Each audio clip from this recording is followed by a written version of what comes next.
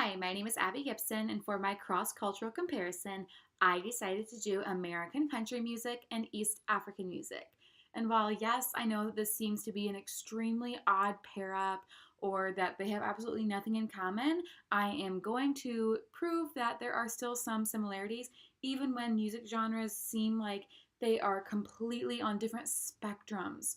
So, I actually used the examples that you provided for the class for the East African music, and I noticed a couple of things like they are usually performed in groups. Usually, it's not just one person standing in front of a group and performing for them. It's more of a let's all come together and create this. Let's create music together. Let's create an experience. Let's create this cool atmosphere where we can all be a part of something. And I also noticed the instruments, the wardrobe, everything that went into creating this performance, which made it super interesting and honestly really intriguing to watch. And then when I think about American country music, it's so different. I mean, yes, it's not usually one person standing up there just talking and singing and cracking a few jokes to get the audience, engaged. It's a group of people performing for another group of people. Some of the main differences that I noticed were things like wardrobe, the idea of entertaining versus involving, the fact that it's different instruments or possibly the same instrument but creating different sounds. And those are just some of the big things that I really noticed are different between the two genres of music. So, for starters, wardrobe or costumes. In American country music, you will always more than likely see them standing up there in blue jeans, their cowboy boots, a t-shirt, maybe a plaid, and maybe a leather jacket. For female country singers, it's usually something like a nice blouse, some jeans, and some boots. It's very simple, very basic, very their lifestyle. But for East African music, it's all about the costume. It's all about the costumes. They help tell the story that they're trying to tell, and that's such an important part to the performance. And it's so important to recognize that they're not just wearing this because they're wearing it. It has something to do, and it's saying something and adding to the performance. So wardrobe is such a huge difference when it comes to the performances of East African and American country music. Another thing that's different in one of the videos that you shared, the East African music, it was a long instrument with wood slats, and there was a bunch of people sitting around it on both sides, and it like they were hitting it with their hands, they were hitting it with sticks, they were hitting it with a bunch of different things which created the different noises, and I thought that was so cool. It was one instrument with a bunch of tinier instruments being played on it to create all of the different sounds that made up this music.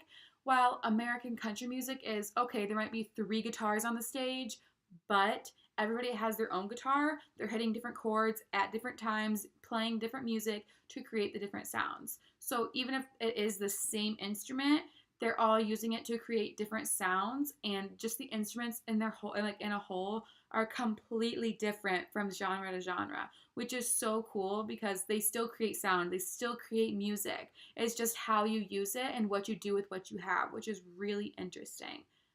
So, another thing, personally, my favorite thing that's different about these things is the idea of entertaining versus involving. So, American country music is all about entertaining. It's all about, hey, I'm here, you paid to be here, you paid to see me, let me give you a show. Oh, you guys like this? Let me sing it for you.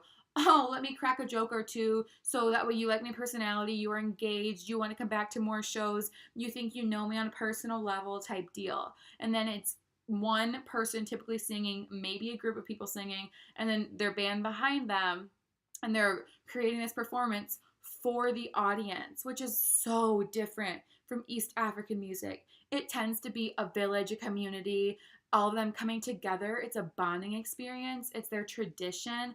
They all are involved in this performance, whether it be listening, whether it be singing, dancing, playing an instrument, humming along, just being there is part of the atmosphere, and it's more of a bonding experience and coming together to create this music than, hey, we're creating something and you're the audience. It's more, we're all creating something, we're all the audience, we're going to play all of the parts when it comes to a performance. And I personally think that is so intriguing to see how it's interactive versus, okay, you pay to see me, so let me give you a show.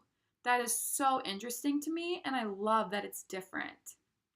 Now, I know that I've talked about differences, and okay, you can probably point out a million other differences, but I'm going to point out the three similarities that I found within these music genres. So, one being it typically is a group. It's typically not just one person singular by themselves creating the music and singing and dancing. It's a bunch of people coming together to create a performance. Another thing is that it starts off mellow. It starts off like, hey, we're here. And then the music always gets more interesting. It gets more thrilling. It gets more exciting. And it like crescendos, but then it decrescendos. And you can see, okay, this is the end. You don't have to question, oh, like, is it over? Do I celebrate now? Do I clap? What do I do? You know when it's the end. And that's great because it doesn't leave you questioning. And then the last thing that I noticed is there's emotion. This music is a way to express themselves, whether it is through tradition and they're telling a story, or whether they're telling a story about drinking a beer with their buddies or their girlfriend that they love. It's emotion. It might not be the same emotions, but regardless, they're doing this to express themselves. And that is so powerful that regardless if it sounds the same or if it sounds different, that East African music and American country music have these things in common. While it might be a stretch, it's so obvious that it seems like these are some things that are common throughout all music genres. They're not just meaningless things put together.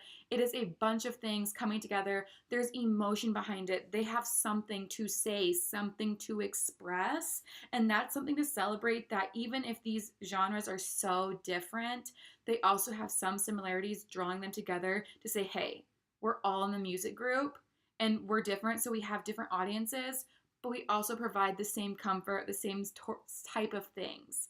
So that was my cross cultural comparison. I'm Abby Gibson, and I hope you enjoyed.